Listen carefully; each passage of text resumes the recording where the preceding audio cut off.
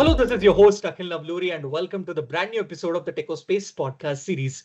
In this podcast episode, I'm super thrilled and honored to welcome one of the most eminent and prominent industry leaders of the IT space and also the QA consultant space, Mr. Rik Marselis, who happens to be the principal quality consultant of the company Sogeti Nederland B.V. and also as the chairman of the TMAP special interest groups. So Rik, it gives me an absolute pleasure to connect with you, all the way from, virtually all the way from Amsterdam. And, I'm based in, India at the moment. So Rik, it gives me an absolute pleasure to have you, onboarded for my podcast session. I'm just really looking forward to having a great conversation with you. So Rik, how are you? And how was your week in Copenhagen, by the way?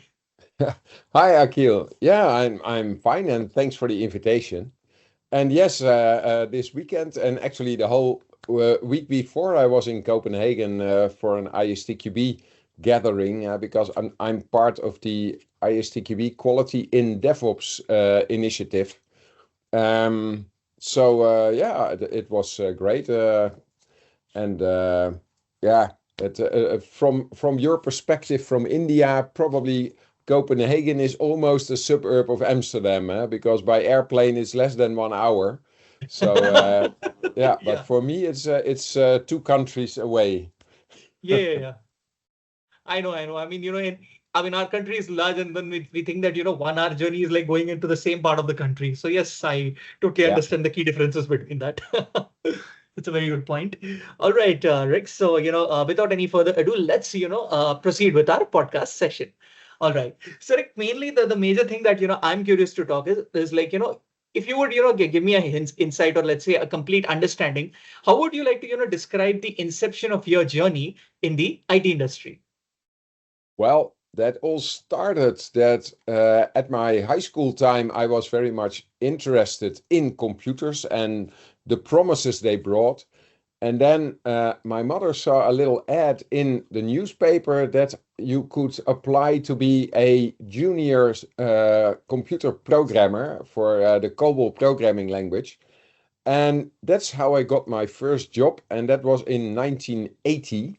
So that's 45 years ago now. And I Oh, back then I was 18 years old, and back then you could just start being a programmer with just a high school diploma. And later during the evening, I also did a bachelor's program. And yeah, that was how it all started. And often I ask people if they know how many PCs, so personal computers, there were in 1980. And then people give me all sorts of numbers, but the only correct number was zero because the yeah. personal computer was introduced in 1981. So when I Hmm. started, it was just mainframes and that sort of computers. And I actually started writing software with a pencil on paper.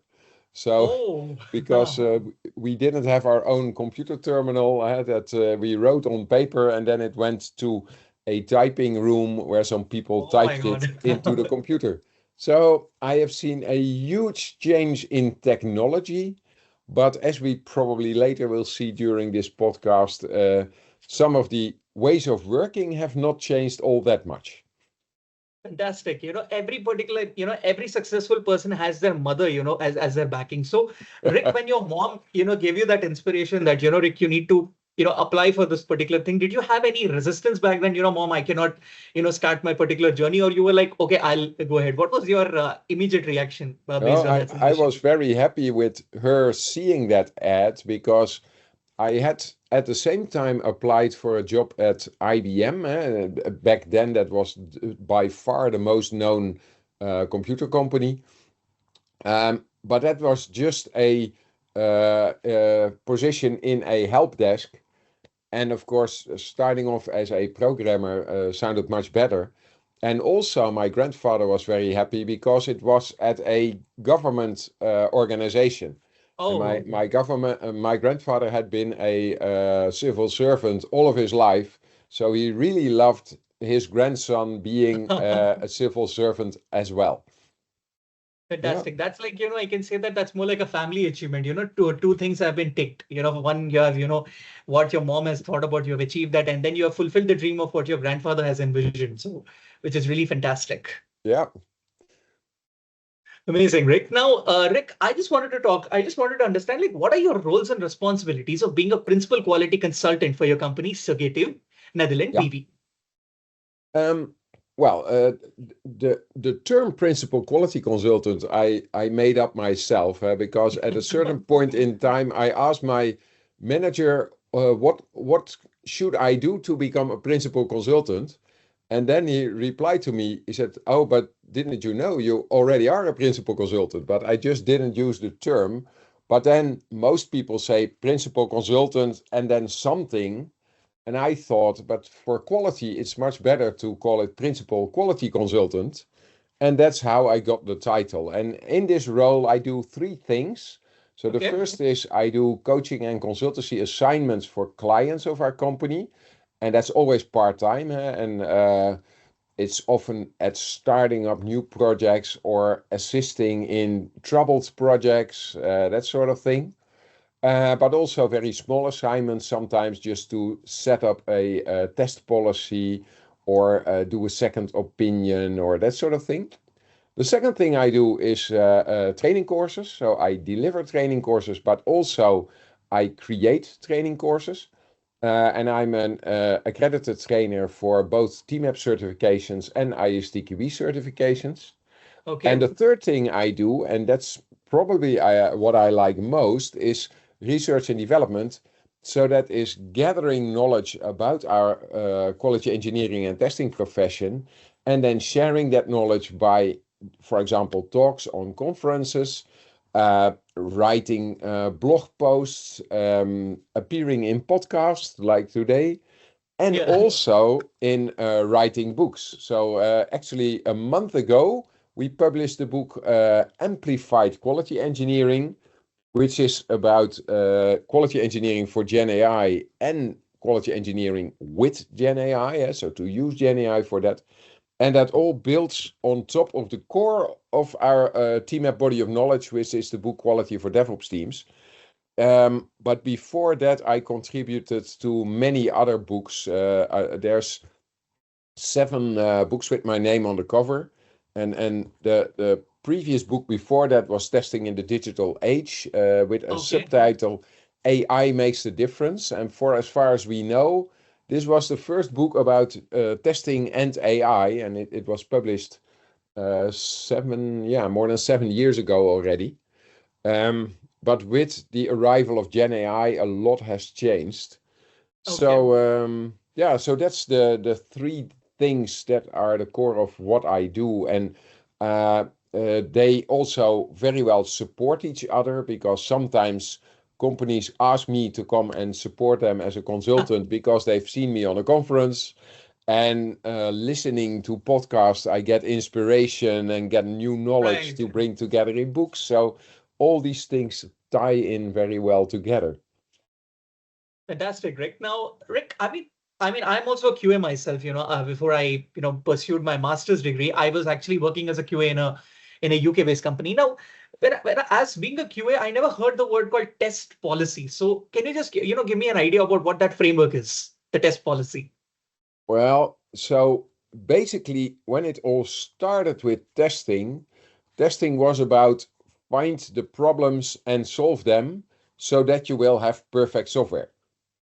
Well, somewhere in the 1980s or 90s, Jerry Weinberg wrote a book, Perfect Software and Other Illusions About Testing, making everybody aware that testing will never get the quality at the level where you want it to be. You have to build quality in. So that is why the term quality engineering popped up. And the first time I heard the term quality engineering was 2018. So that's about 7 years ago now. Um, and we asked for a definition, and nobody could give us a definition because that was just a buzzword. So in the book Quality for DevOps Teams, we made a definition of quality engineering, and basically quality engineering is about applying quality measures.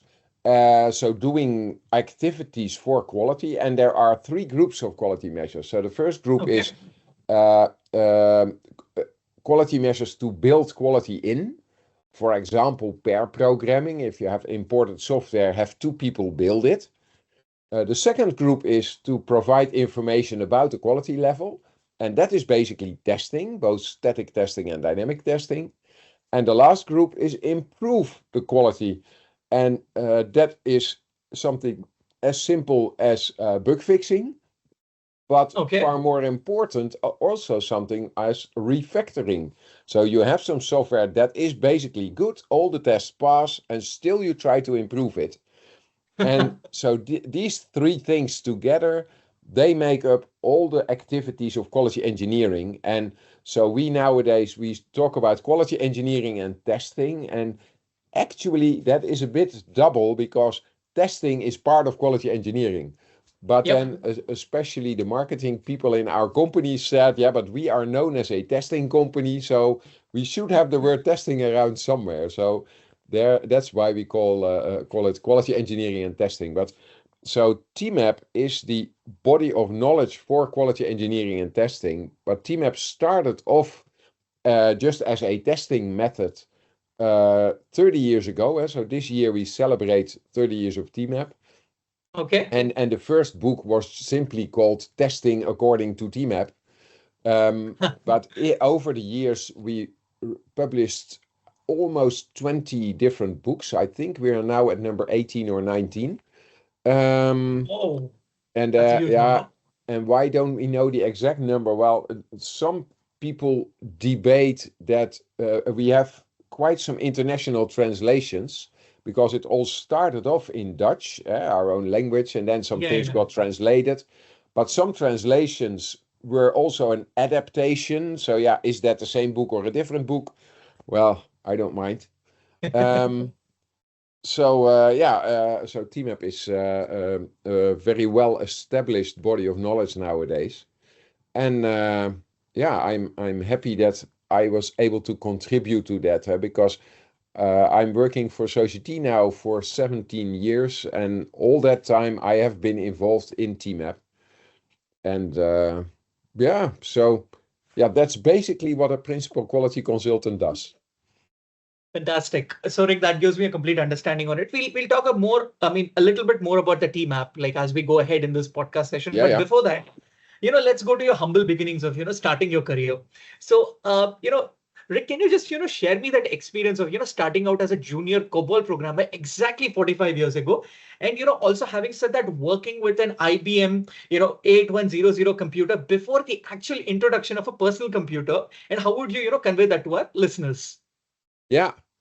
Well, when I started, COBOL was the dominant programming language for administrative software. So in banks, insurances, government, everybody was using COBOL.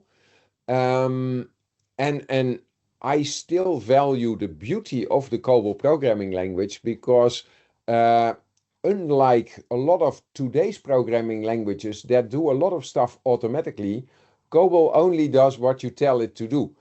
And of course, if you need to write very simple, straightforward software, that takes a lot of time, and modern languages can do that much quicker.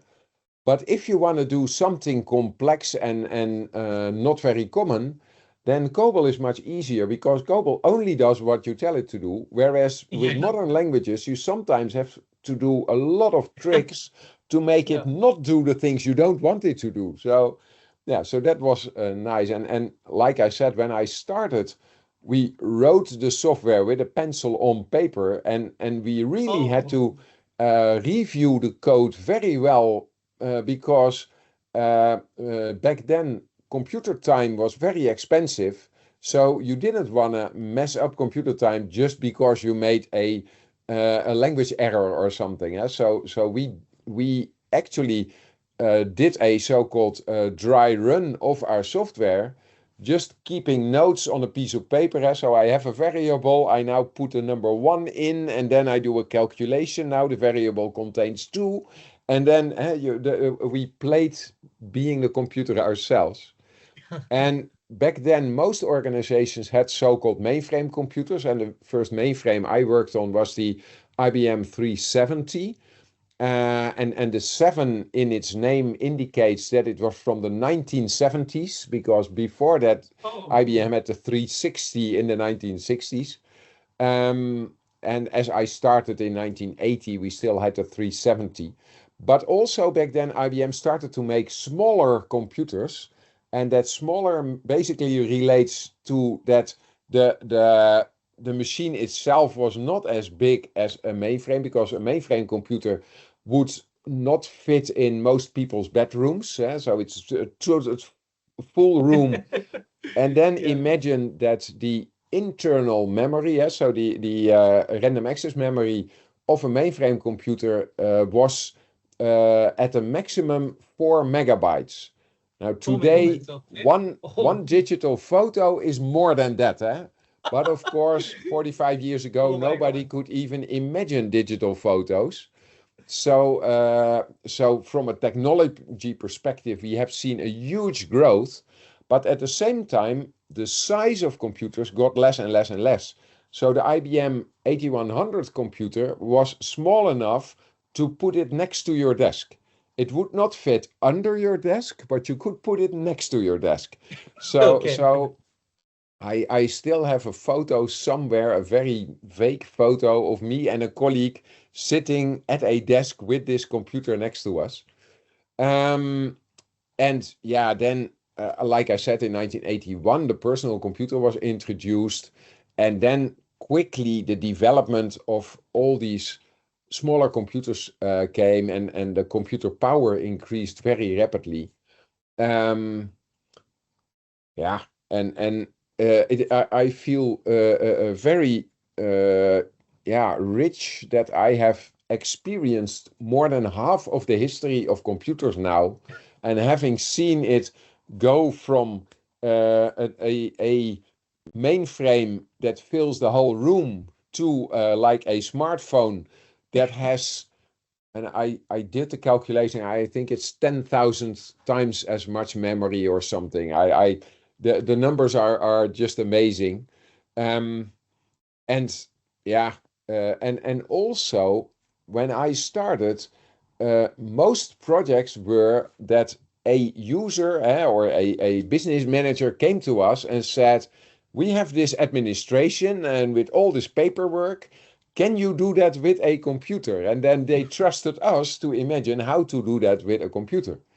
Nowadays, they don't even talk about the computer anymore. They just say, we need our administration to be done like this and that. And they know far more what is possible, but also they don't have patience anymore.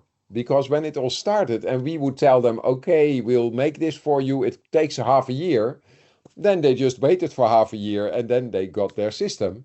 And nowadays, they want to have it yesterday. So that also the whole perception of you can do and what you want to do has changed an awful lot.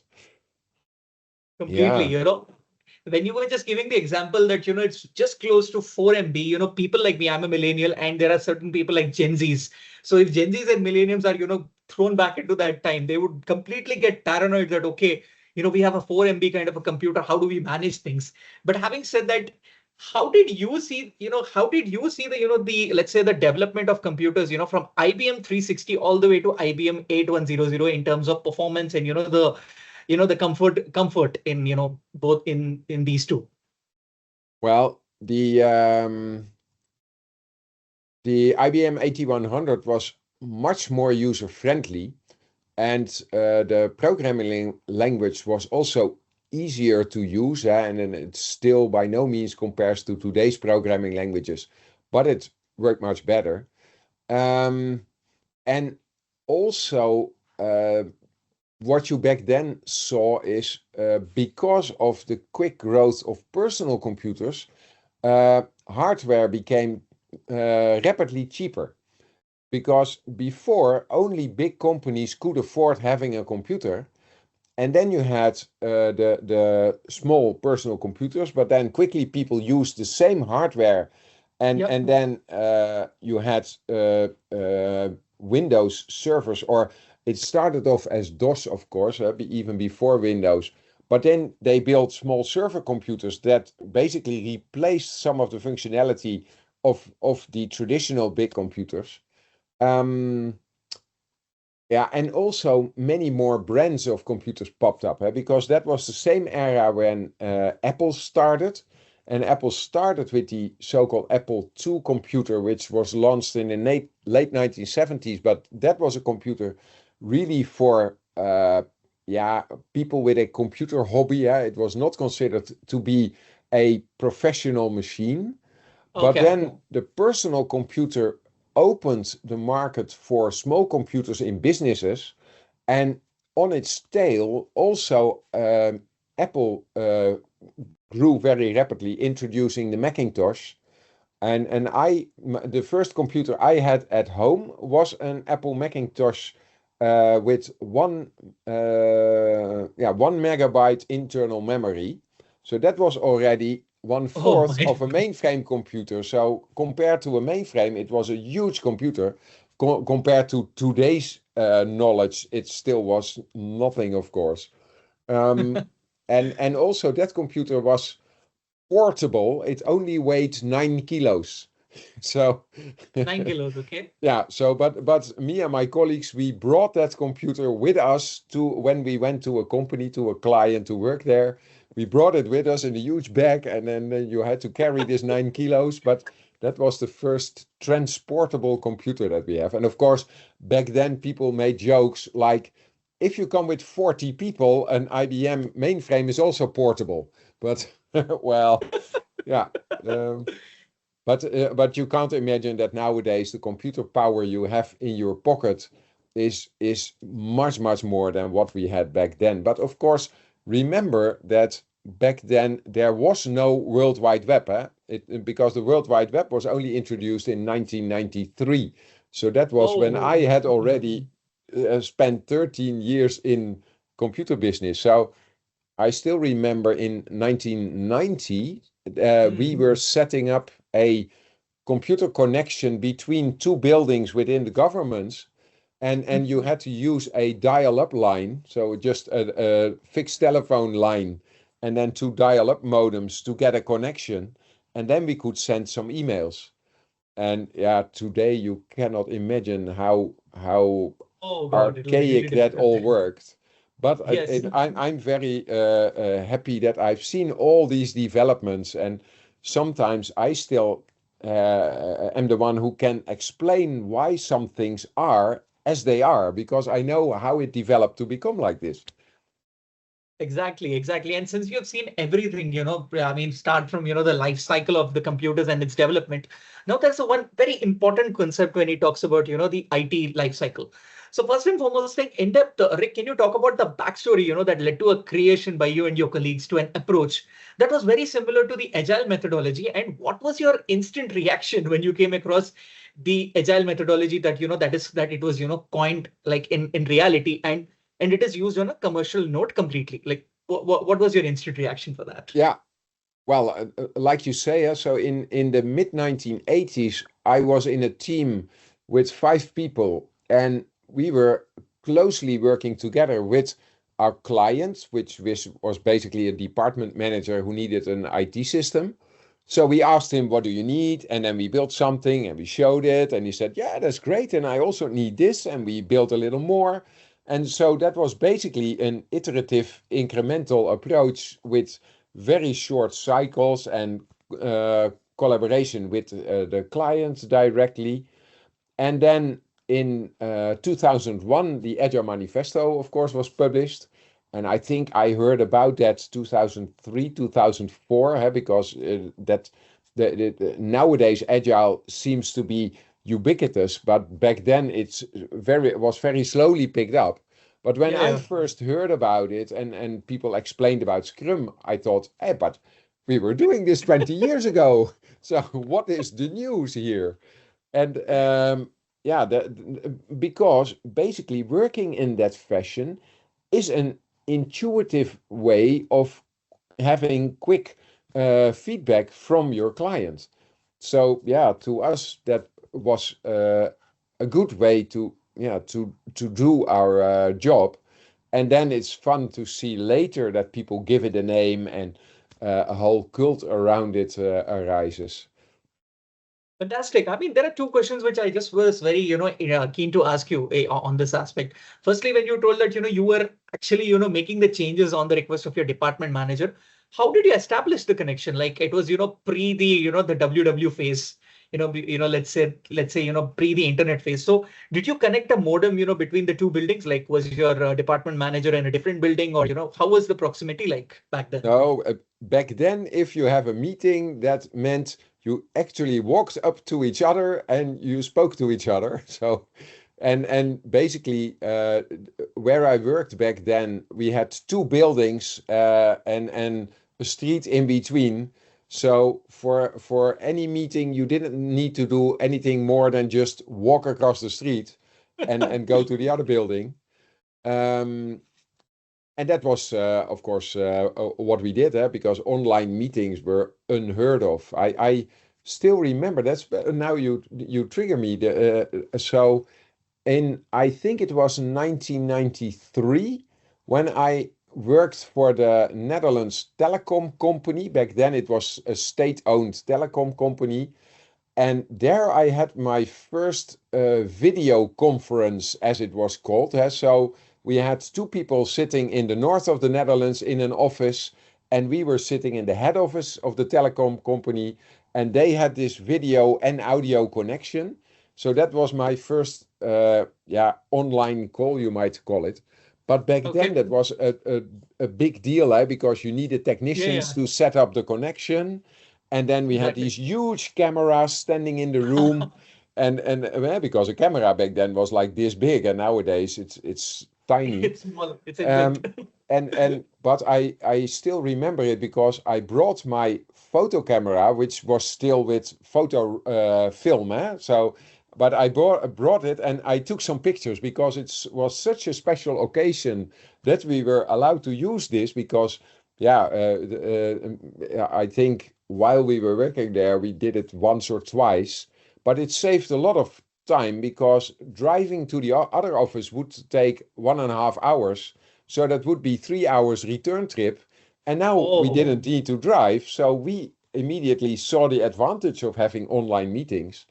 And well, today everybody has online meetings all the time. But back then that was a very special thing. Rick, I have a word for you. Basically, you're a trendsetter, or let's say the OG, when it comes to the agiles and, with respect to the official video meetings. I mean, when our listeners are going to hear that, they're like, wow, you've just seen the inception of things going like that. Yeah, well, that is the fun thing of hanging around for a very long time. That's Yeah, well, and I already told you about my grandfather. My Yeah, grandfather yeah. spent his whole career in the telegraph company, which later turned into telecom.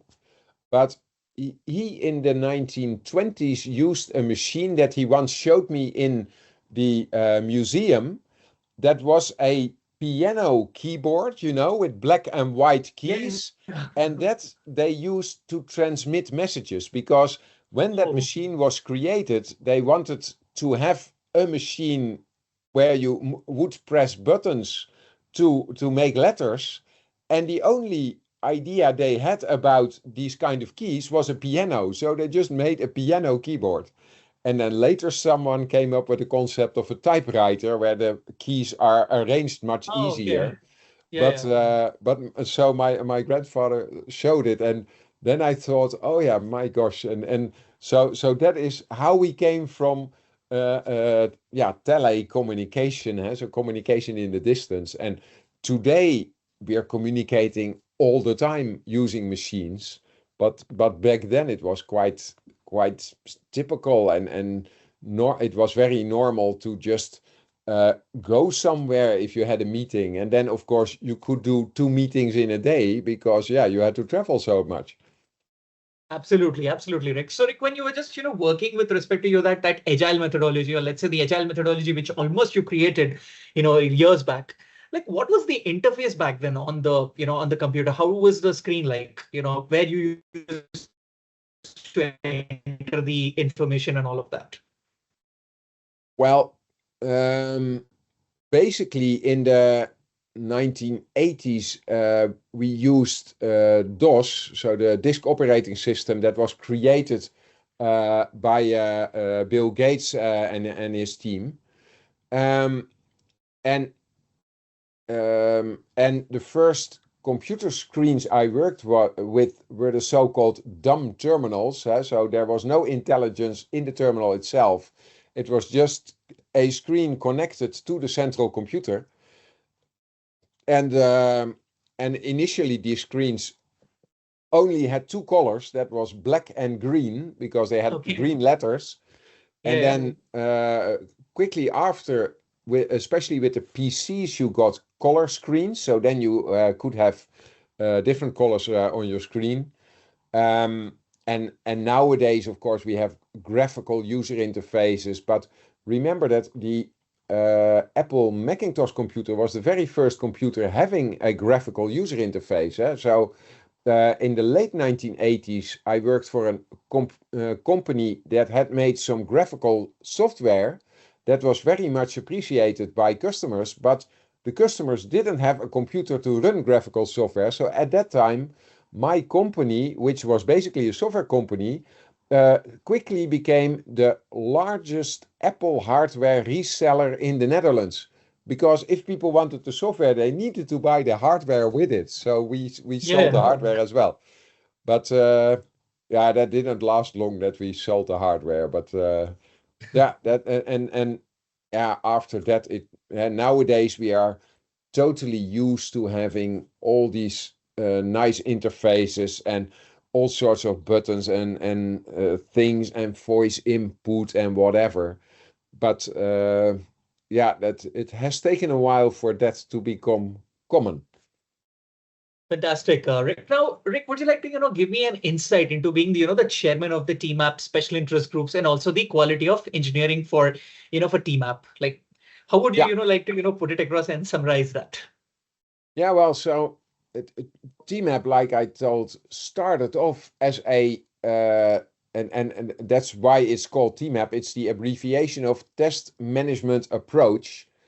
And basically, it was one of the first books about structured test management and how you organize testing and what to do with it. And it originated from a problem in the Netherlands tax organization because they had a computer problem in the 1980s. And then the Netherlands parliament investigated and they ordered the Okay. tax organization to make a handbook testing. And actually, I still have a copy of that handbook. So Oh, this okay. handbook was published in 1987. And then one of the people involved in that handbook joined a predecessor of our company. And together with two other people, they wrote the book Testing According to TMAP. And then over the years, TMAP evolved into today's body of knowledge for quality engineering. So today we don't use the abbreviation anymore. So we just call it TMAP as a brand name. But it's much broader than just testing because it's also to support developers in building in quality, to support operations people in maintaining the right level of quality. Because yeah, today it's aligned with the DevOps way of working.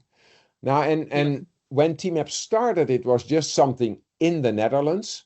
But the people who created the first book spoke about it on conferences, and then people asked them, "Oh, but can't you translate it?" So they translated it into English, and then it grew across Europe. Um, but it always, like we always were joking that it was world famous in the Netherlands, but not so much beyond. But 6 years ago, together with our management, we decided we need to make a new step with TMAP, and that was also with quality engineering. Um, and then one of the things we did was actively looked for international collaboration. So we already had TMAP certifications with an exam organization, but the exam organization was from the Netherlands, so they did not really have an international focus that we liked. So we joined forces with ISQI from Germany, which is a global exam provider. And then with the introduction of the book Quality for DevOps Teams, we also introduced the new certifications with exams. And then also we wanted to have a sort of independent special interest group because TMAP is open to any company in the world, because it started off within our company, but we have learned a long time ago that our company gains the most of sharing knowledge, because if you keep all the knowledge to yourself, then nobody knows that you have this knowledge. But if you share the knowledge with all the world and other people start using it as well, then I always say, especially to my own management, if they really get in trouble, they look at the logo here and that's who they call. So then they call us. But we don't mind that other companies also do a lot of work based on TMAP. And so we created a TMAP special interest group, and then I was invited to be the chairman. And also what we did quite some time ago, I think it was 2010, our director had a meeting with the president of ISTQB, because there were some people that said that ISTQB and TMAP were competing. And we always have said, now they complement each other, because ISTQB is known for good knowledge about testing, and TMAP is a body of knowledge, because ISTQB basically consists of syllabi and that's it. And we have a website with over 1,000 pages and very many different downloads, so handy tools like Excel sheets or things to do test design techniques. And also, we sometimes move much quicker, because the book Quality for DevOps Teams was launched in 2020. And then we had a training course and a certification to support people doing DevOps. Whereas ISTQB is still working on a syllabus, and I was invited based on my knowledge from the book to come and work with them. So I work in the work group of ISTQB, but that syllabus is it's almost ready. So we will launch it in early next year. But that moves a little bit slower. But of course, TMAP or ISTQB is known much wider across the world. But having TMAP knowledge involved in ISTQB also makes more people aware that it exists. And I am very happy that in our special interest group, we have people from basically all over the world, including Singapore, Spain, now all across Europe, of course. And we currently have people with certificates of the new TMAP certification scheme on 4 continents. So the only continent that's still missing is Australia. So I would very much love to go to Australia and train some people there. But that hasn't happened yet. But we have, of course, people in India being certified, but also in other Asian countries. I myself have been to Tokyo to do a talk there. We have people in South America, North America, obviously in Europe, and also in Africa, because as you may know, Africa is a quickly growing IT industry. And so I did some online training courses for people both in Morocco and also in Rwanda. So, yeah. Yes, absolutely. Since you talked about the IT industry of Africa, I happened to, do a, podcast with a person who was in South Africa, but he moved to Australia, and he gave me a complete nuances about, how the IT industry works there. So, I mean, I'm just back again with that thing from your end as well, of course. Now, Rik, I see behind you in your background, there is something called amplified quality engineering with GenAI. I want to understand, how do these two worlds, get complemented with each other? Like, how is GenAI, put across the quality engineering space? Yeah, well, that's indeed a very good thing, because let's say 3 years ago, just before ChatGPT was introduced, I thought that what we had described both with quality for DevOps teams about quality engineering and testing in the digital age about uh, AI. So I thought, well, now we have covered the information and that will last for some years. And then I will safely retire, and then other people can look into the further development. But then GenAI started, and I already quickly noticed that this is the one of the biggest changes I have seen in my career, because I already told you about the World Wide Web, about smartphones being introduced. Yeah, yeah. But GenAI has such an impact and so quickly that I was talking with colleagues, and we wrote a book, Amplified Quality Engineering, together with Wouter Ruigrok and Jeroen Egelmeers. And Wouter already also contributed to the previous book, Quality for DevOps Teams. And Jeroen is a very young and very bright colleague. And Jeroen is a full stack developer, so front end and back end, but also very much interested in AI and Gen AI. So we said, okay, let's join forces and let's write a book about that. And then at first, our director said, no, you can't write a book about this because it evolves so quickly that by the end, by the time the ink will dry, the book is already outdated. So don't do that. But then we still kept the idea, and early this year, so that must have been January, I think, we again went to our director and we said, look here, there is some patterns in the use of Gen AI that are fundamental. They will stay. And of course, the technology still evolves, but some Yep. things will remain. So let us still write a book about that. And writing a book has two advantages. One is it is an easy way to distribute knowledge, but two, and far more important, it is a good way to gather knowledge. Because if you just, for example, write a blog post, you always have one aspect of information, and that's nice. But if you write a book, you need to have a complete picture and you need to bring a lot of knowledge together. And what I've learned since I contributed to many books now is that it speeds up getting information and also brings people together, because you ask people, Yes. can you help me write this book? Because in the thank you section of the book, we mention 65 people.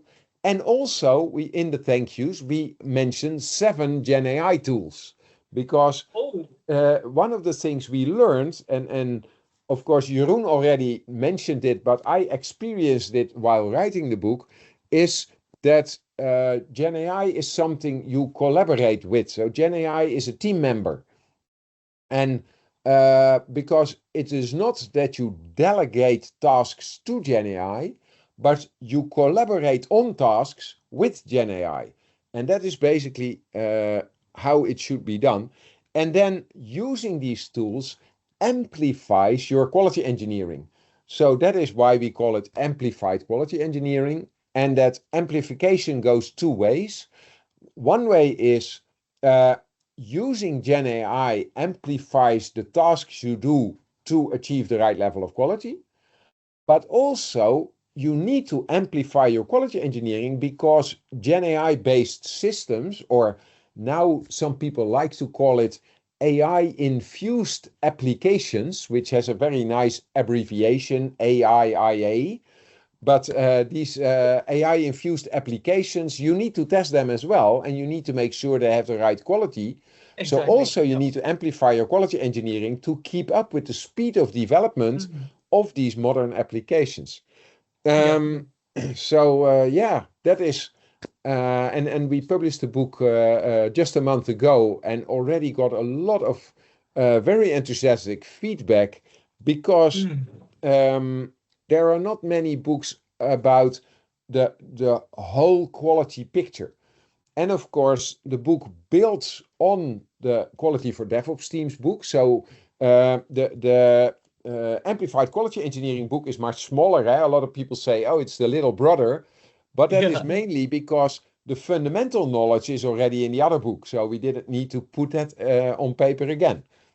So that is how we came to Amplified Quality Engineering. Fantastic, Rik. So did you get any good, since you talked about feedback, what was the response when you sent this book to India? Like how did people, give the feedback to it? Well, we even had people from India contribute to the book. I think their main response was so nice that things that were already known have now been put together. Because in the book, we don't have really groundbreaking new theories or such, but we have brought a lot of things together. So the book consists of 6 parts. Part 1 is an introduction, and part 2 is about prompt crafting. So how do you create proper prompts for your GenAI? Exactly. And that already is something that helps a lot of people, because even though there are more of those frameworks, not many people know them. Then the third part is quality engineering for GenAI. So what do you do with AI-infused applications? The fourth part is about using AI for quality engineering. Then part 5 is some additional knowledge, for example, about quality coaching. So how do you work with teams? And part 6 has contributions of our partners. So we also have some parts of the chapters there written by GitHub about GitHub Copilot, by Windsurf, which is a coding tool, and by Tricentis, who create test software, so for automated testing. And we are very happy that they also share their view. And one of the things that struck me in the text of GitHub Copilot is they talk about the AI peer, meaning that you work together with AI. So it's also their vision that you don't delegate tasks, but you collaborate on tasks together with AI. And you really, if you know what you're doing, you can speed up your productivity immensely. Because while doing this, my colleague Jeroen, one of the co-authors, he showed me something he built on his website. And I said, well, looks very nice, Jeroen. And then he said, well, I built this in half an hour.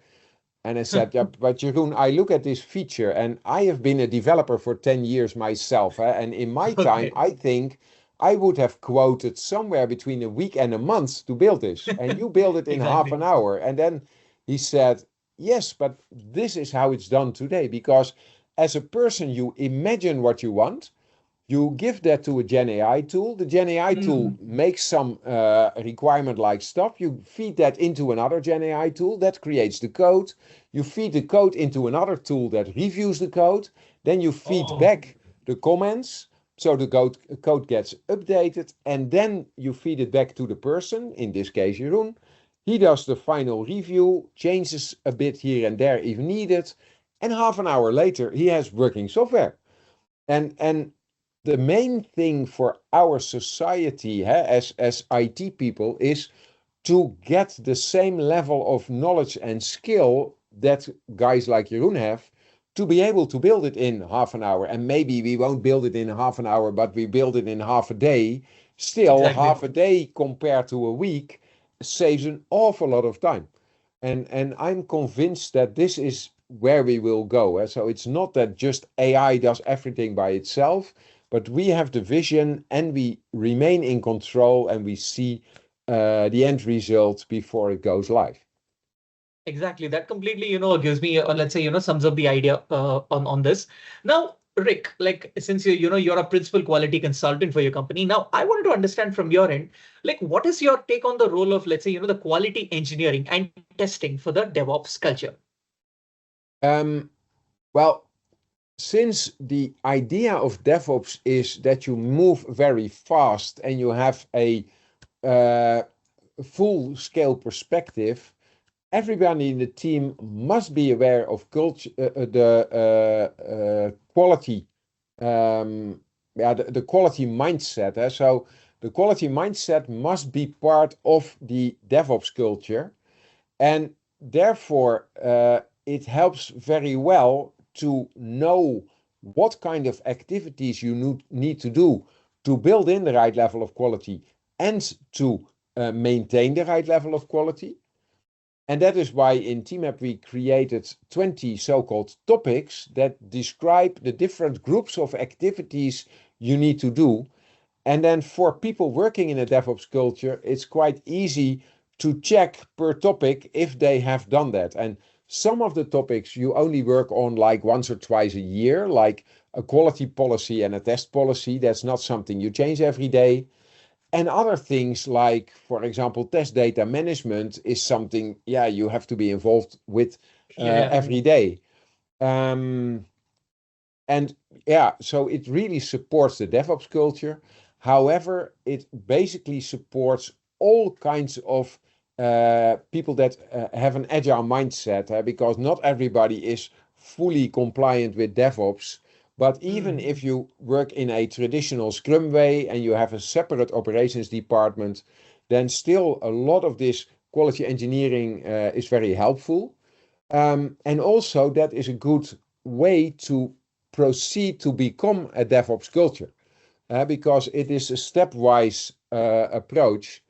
And another thing is in large organizations, they have many different teams and they often struggle in how to organize across these teams. And what we have done with these topics is we have two groups of topics. One group we call the performing topics, and that are the actual activities you do within a team, for example, test data management or test design. But we also have the organizing topics, and that's more about how you organize across teams.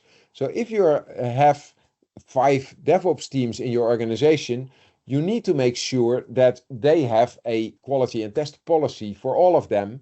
But Yep. also, you want to make sure that their way of planning and estimating aligns so that you can fit these estimates and schedules together. So, so that is how quality engineering and testing and the DevOps culture fit nicely together. Absolutely. Now, in this segment of, this DevOps culture, I'm just asking you a very cheeky question. How do you think that, the rivalry of the developers and QA can be, abolished? Or let's say the quality engineers can be abolished because they are always at loggerheads. Like, when the developer develops something and the QA finds the defects, they just get behind the QA. So do you think in this AI world that, such things can be reduced, or do you think it's, that tradition is going to go on? Well, um, the first thing I would like to state is that in a DevOps culture, basically, you don't have people who are just developer and just tester. The whole team is responsible to get all of the tasks done. And Yeah. that means they need to collaborate on any task.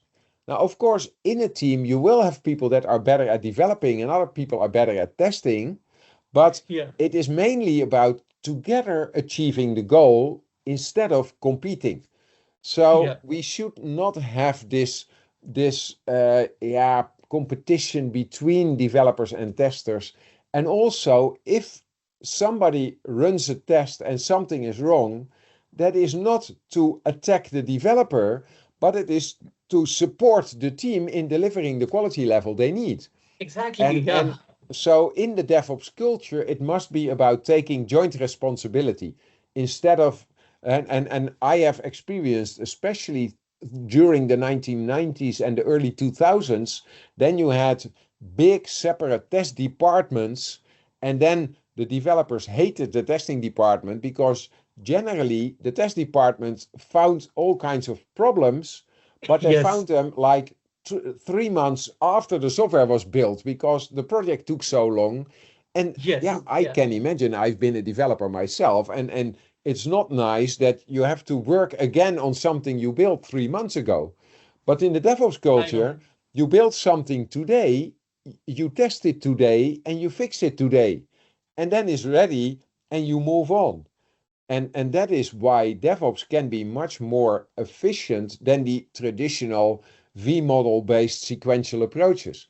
So yeah, I'm a big fan of the DevOps culture, but I see that a lot of managers still struggle because they are so used to having departments and not cross-functional teams. So that yeah, that change is will still take some time. It'll take some time for sure, definitely. When I was a QA myself, and I used to find a lot of bugs, and sometimes, before they used to take an action on it, I used to send them a huge list, and they used to say that, "Why do you do this to us?" The developer always used to get behind my back, and there was one particular colleague of mine, and I was using Selenium, I believe, and he's like, "Okay, these are new ways of yours to identify bugs. And developers always have this particular feeling that why do you always document it? Why don't you send us it on one? I'm like, I'm just doing my job. I can't do anything more than this. So Yeah. Yeah, I can imagine. And the bigger the separation between the developers and the testers, the more of those problems you will have. And that's why I like DevOps, where everybody is in the same team and they feel the joint responsibility. And then the collaboration comes naturally. absolutely, Rick. That's true. Now, Rick, like as an inspirational note, I just wanted to understand, like, what was your drive and inspiration, that pursued you towards the public speaking domain, and along with that, are there any success stories that you would like to share with me in this session? Oh yeah, well, indeed, like you say, I really love public speaking and being on conferences. And that's it basically originates from doing training courses. So I have been training people for almost 40 years now, and I like to convey knowledge and help people get better and share knowledge. Um, and then in the late 1990s, I have visited a local conference and I thought, oh, but this is great because this is a good way to actually exchange knowledge and learn from each other. So I became a member of TestNet, and TestNet is the Association of Testers in the Netherlands. And I became a member in 2000, and in 2003 I joined the committee that organized these meetups and conferences. And then I saw how that all worked. And also in 2003, I was invited for the first time to speak on the stage myself.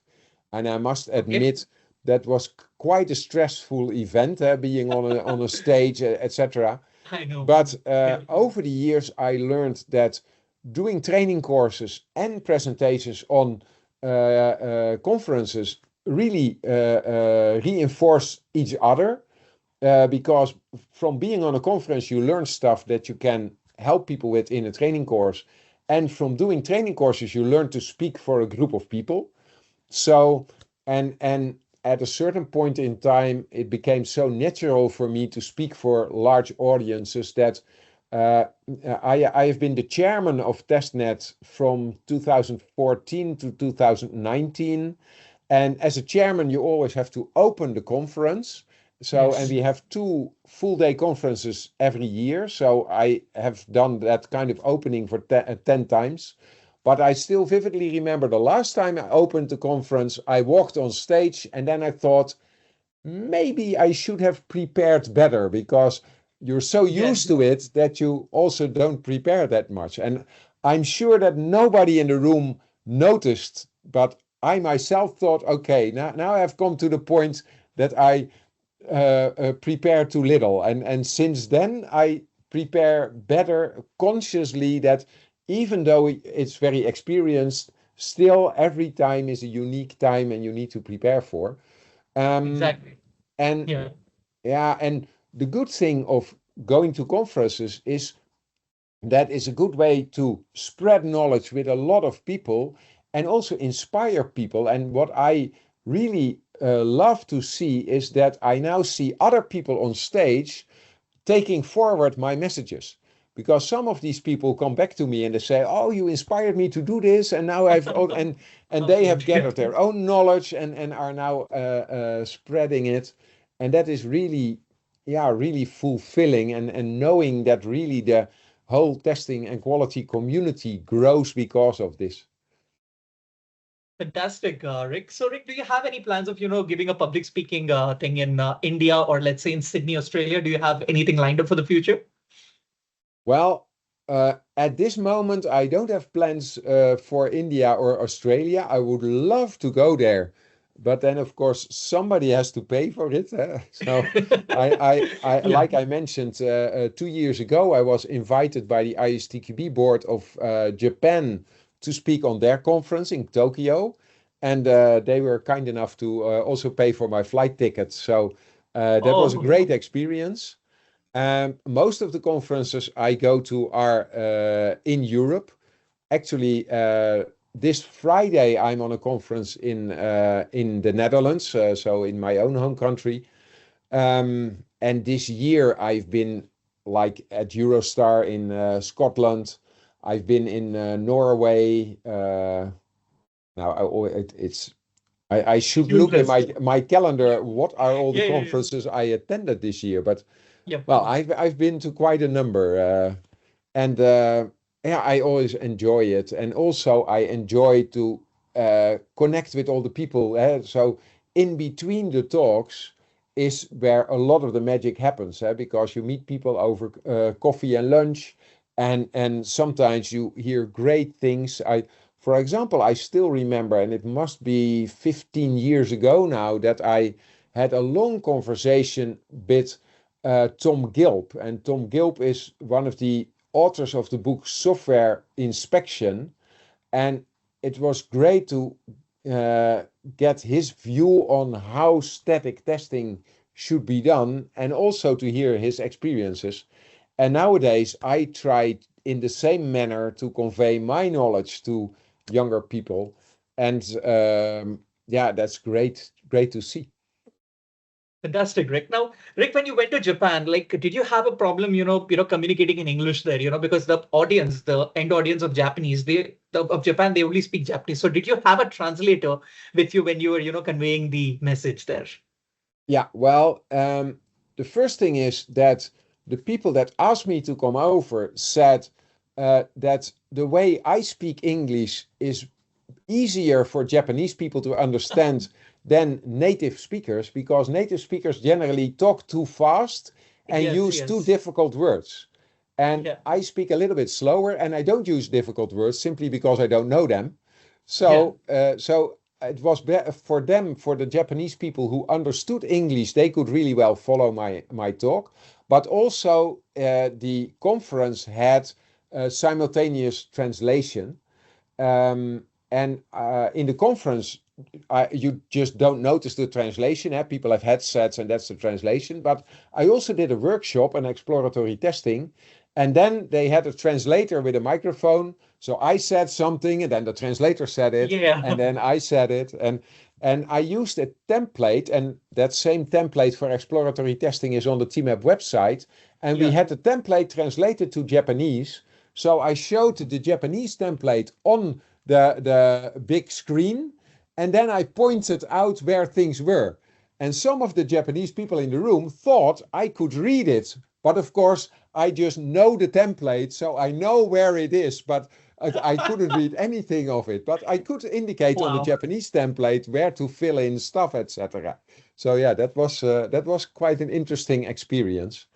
And another thing that is great today, because I had a long conversation with one of these Japanese people who barely spoke English, but he pulled out his telephone and then he talked in his phone in Japanese, pushed the button for Dutch, and then the phone translated it to Dutch to me, and I could talk in my own native language again. And we had a great conversation. So the Oh, modern technology really helps a lot there. technology in certain ways, it's binding all the cultures together and it's, making the conversation really possible. So that's a very good example. And when you talked about, the Japanese template, I think, Rick, you were well prepared that, what you're going to come across. Oh, yeah. All right. So, Rik, before we actually, conclude our podcast session, let's take a lighter route. All this while, I was just talking about, your stint with quality consultancy, and, with quality engineering, about your journey starting out as a junior COBOL programmer, then about your inception. Now, we'll take a lighter route in the form of a rapid fire round where we'll talk nothing technical, nothing about quality engineering, but about your likes and interest. So, Rik, on this note, let's start with the rapid fire round. So, Rik, are you ready with the first question of the rapid fire round? Yes, I'm ready. Perfect. Okay, Rick. So since Rick, you're based out of the Netherlands, I'm pretty keen to ask you this. Like, what is your favorite Dutch Eredivisie football club? Well, the fun thing is, I don't really like football, but my Okay. brother does. So my brother is a big fan of Ajax, which is the football club of Amsterdam. And Yeah. actually, my brother on his own has 4 tickets, so 4 season tickets, Oh, so he can always bring people with him. And once in a while, I join him and go there. But my sport is Formula One racing. And okay. just this night, I watched Max Verstappen being third in the race in Mexico. So that's my sport. So I'm not pretty much, very much well versed with the Formula One thing. So which team does, does he play for? Is it McLaren or, No, Max Verstappen drives for Red Bull, and he is a four-time world champion. But this year, McLaren is doing better. But okay. Max Verstappen is still catching up, and he could still be world champion. So it's very exciting for us. Okay. Yeah, so that is nice. And also, Formula One racing has a lot in common with quality engineering and testing because they also Really? want to have built-in quality and they need to test Yes. it all the time. So that is a fun comparison. That's fantastic, Rick. So, Rick, I'll give you two choices here. So, Rick, what is the thing that you prefer the most? Is it mountains or is it beaches? Beaches, Beaches? Okay. yes. All right. Like, which is the beach that you like the most, like, just blew you off, with respect to the entire, the serenity of that? Well, there are several. So here in the Netherlands, we also always go to a beach called Castricum. I've been there all my life, basically. But I do admit some of the beaches in Greece on the small Greek islands are very nice and are great. And I also like the beaches in the Caribbean, but that is mostly because the water has the same temperature as a normal swimming pool in the Netherlands. So you Okay. just walk in the sea and it's very nice and warm. Okay. Fantastic, Rick. So, Rick, since I'm of, Indian origin, I'm pretty keen to ask you this. Like, what is your favorite Indian food that you always like to try? Oh, well, I do like Indian curry, but I always ask it to be very mild. And then very Okay. mild Indian style is still quite hot for me. So, Okay. yeah, but I do like curries. Indian curry, right? Perfect. So what is that, that Dutch dish, let's say the dish of Netherlands that you would, recommend me and our listeners to try out? Well, that's a dish that also my grandchildren really appreciate very much, and that is called pannenkoek, which translates to pancake in English. But we have quite a culture around pancakes. So if, for example, this year I celebrated my birthday in a pancake restaurant nearby. So we take the bicycle and we go there, and then also all my children and grandchildren join us, and then everybody has a great time. So Okay, I would recommend that. perfect. That's amazing. Now, Rick, if you would like to, teach me a word in Dutch, or let's say, a word that you often use, what is that you would like to teach me? Well, one word that a lot of people can't pronounce very well, which is basically good day, is goeiedag. And then, Goeiedag. yeah, no, goeiedag. Goeiedag. Okay, Yeah, I'm well, trying to get that. yeah, well, the fun thing is the sound is very difficult for most people who are not from the Netherlands, and Okay. that is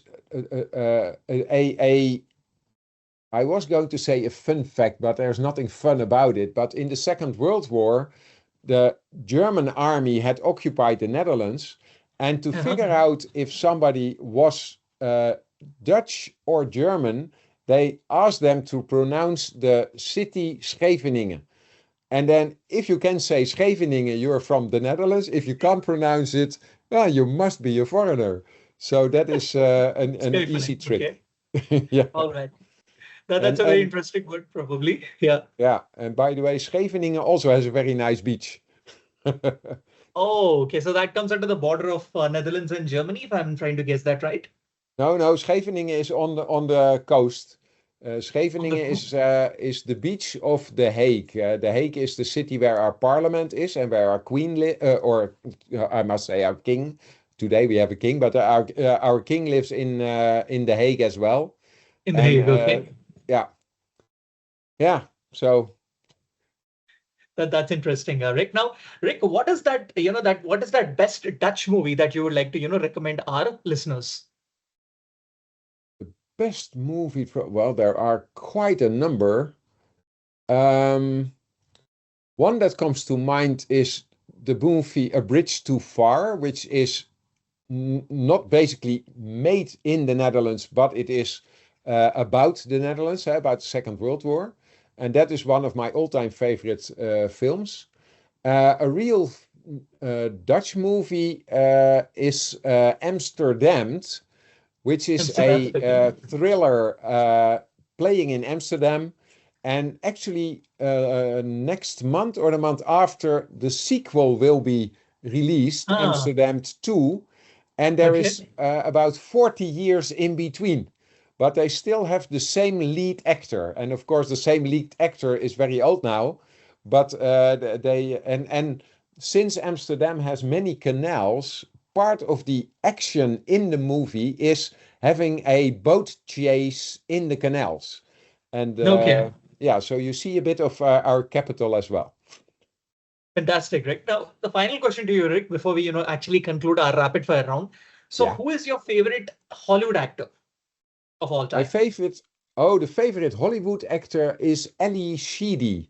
And I Okay. don't know if you've ever heard of her because she was famous in the early 1980s, but she Uh-huh. was a lead character in the film War Games. And War Games was a film that blew my mind. It is about a young guy hacking a computer, and the computer happens to be a military computer that Oh, does nuclear war simulations. And then it is all about the computer going how do you call that? Going rogue, and the computer tries to start a world war, and then the young hacker boy manages to teach the computer that in the game of tic-tac-toe, nobody ever wins if you play it yeah. correct. And then the computer, and it is artificial intelligence, but back then it was not possible to have that kind of artificial intelligence, but Wow. still it was the vision. And the artificial intelligence then understands itself that if nobody can win tic-tac-toe, also nobody will ever win a nuclear war because a nuclear war only has losers. And then Yeah. it stops wanting to have a nuclear war. And that is the basic thing. And then Ali Sheedy is the young woman together with the main character. And later she also performed in the film The Breakfast Club. And that is one of my all-time Yes, high yes. films about some children in high school. And it's the concept is very small, and it's only 5 children and a teacher, and that's it. There's almost no cast, and it still is an amazing film. And I also had my children watch it, and when my children saw it, the film already was 20 years old, and still Yeah. it very much appealed to them. So yeah, It's a fantastic film. I watched it, let's say years back, but I just loved it. I just love, John Hughes' simple portrayal of characters and about, that yeah, coming of age kind of a scenario, which is lovely. I mean, yeah, indeed.